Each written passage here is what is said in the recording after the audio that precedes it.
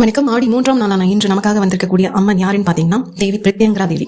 So பார்த்தாலே அப்படியே செம மாஸ்ல அப்படிங்கிறது போல இருக்கு. அவங்களோட உருவத்தை பார்க்கும்போது அவ்வளோ ஒரு அற்புதமா இருக்காங்க, பார்க்க தான் பயங்கரமா இருக்காங்க. ஆனா அன்பான ஒரு தாய் அப்படின்னு சொல்லலாம். சரி, இவங்களோட செய்தியா நீங்க என்ன பார்க்கலாம் அப்படின்னா, உங்களுக்கு கந்திருஷ்டி, கேவல், இது போல பில்லி, சூனியம், பிளாக் மேஜிக் இது போன்றதுல ஏதாவது நம்ம பாதிக்கப்பட்டிருக்கோம், நமக்கு யாரோ ஏதோ செஞ்சுட்டாங்க அப்படின்னு உங்களோட உள்ளுணர்வு தோணுச்சு அப்படின்னா கண்டிப்பா அந்த அம்பாள் கிட்ட நீங்க பிரார்த்தனை பண்ணிக்கோங்க.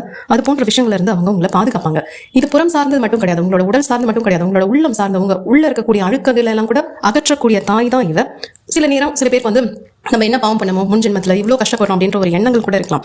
அதெல்லாம் கூட உங்களோட முன் ஜென்மத்துல செய்த கர்மாக்கள் கூட இவங்களால கழிக்க முடியுமானா, ஆமா, இவங்களை நீங்க உள்ள அன்போடு முழு பிரார்த்தனையா இப்ப வச்சு நம்பிக்கை வச்சு இந்த நீங்க புகைப்படத்தை பாக்குறீங்க அப்படின்னா கண்டிப்பா உங்களோட உள்ளுணர்வு உங்ககிட்ட பேசும். உங்களோட பயம் ஏதாவது இருந்ததுன்னா அதெல்லாம் நீங்கக்கூடிய ஒரு பாக்கியம் பெற்றால் தான் நீங்க அன்னையவே பார்க்க முடியும் அப்படிங்கிறது போலதான் இருக்கு. சரியா? சோ உடல் சார்ந்து மட்டும் இல்ல, உங்களோட உள்ளம் சார்ந்த சிந்தனை சார்ந்த எல்லாத்தையுமே தூய்மைப்படுத்தக்கூடிய தாய் தான் இவங்க. தன்னலம் இல்லாம யார் ஒருவர் இருக்காங்களோ அவங்களுக்கு இவங்க அரணா இருந்து பாதுகாக்கக்கூடிய மாதா. ரொம்ப எனக்கு பிடிச்சவங்க.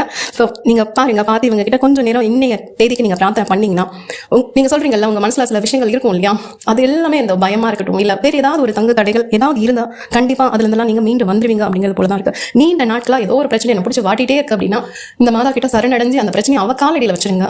அது உங்களுக்கு எந்த ஒரு நல்ல தீர்வோ அதை அவங்க வாங்கி கொடுப்பாங்க. சரியா?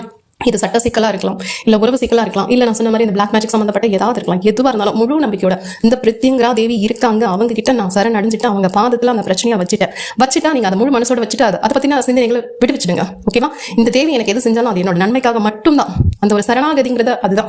நமக்கு சாதகமா வருமா அப்படிங்கிறது அந்த சிந்தனை கூட இல்லாம அவ என்ன செய்யறாலோ அது என்னோட நல்லதுக்காக மட்டும் அப்படிங்கறத நீங்க மனசுல நினைச்சீங்கன்னா போதும். உங்களுக்கு எது நல்லதோ அது உங்களை சரண் அடையும் அப்படிங்கிறது தான் இந்த புகைப்படத்தை பார்க்கும்போது எனக்கு ரசனை ஆகிற விஷயங்கள். ஸோ உங்களுக்கு நம்பிக்கை இருந்தா நீங்க அவளை வணங்குங்க. கண்டிப்பா உங்களுக்கான நல்லது எதுவோ அது உங்களை சேரும். ஓகே, நன்றி.